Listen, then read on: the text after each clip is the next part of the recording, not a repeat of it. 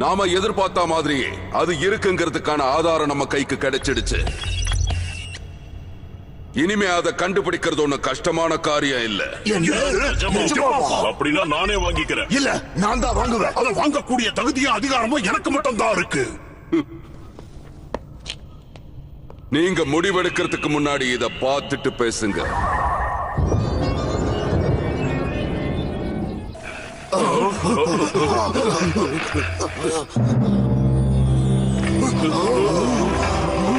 இந்த இடமா? ஆமா, நமக்கு நிறைய லாபத்தை கொட்டி கொடுக்க போற அந்த வாய்ப்பு இதுதான். இந்த தீவோட அதிசய மலையில தான் அந்த கோல்டன் பீட்டில் வாழ்ந்துகிட்டு இருக்கு. அதுதான் கோல்டன் ஹெர்குலஸ்.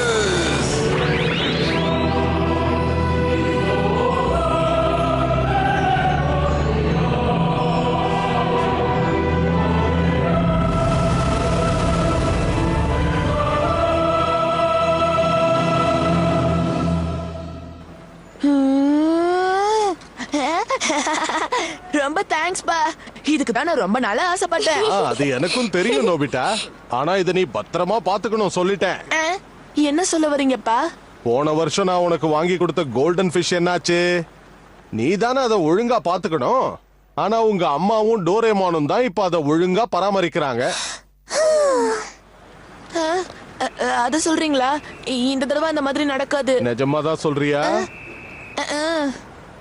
சபா, இங்க பாரு நோபிட்டா, நீ எப்பவும் எல்லா விஷயத்திலயும் உங்க அம்மாவையும் டோரேமானையும் தான் நம்பி இருக்க.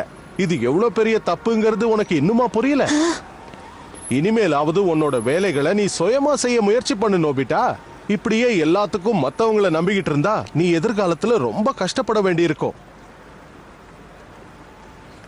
இது எல்லாத்துக்கும் மேல உன்னால செய்ய முடியாத ஒரு விஷயத்துக்கு நீ வாக்கு கொடுக்க கூடாது நோபிட்டா, புரிஞ்சுதா?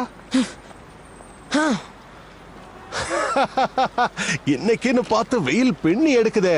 வீட்டுக்கு போகும்போது ஐஸ்கிரீம் சாப்பிட்டுக்கிட்டே போலாமா? நான் இத நல்லா பாத்துப்பேன்ப்பா. பிங்கி ப்ராமிஸ் பண்ணிக்கலாமா?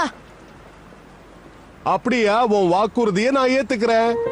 நான் வாக்கு கொடுக்கிறேன். நான் தோத்து போனா என்ன சொன்னாலும் செய்வேன்.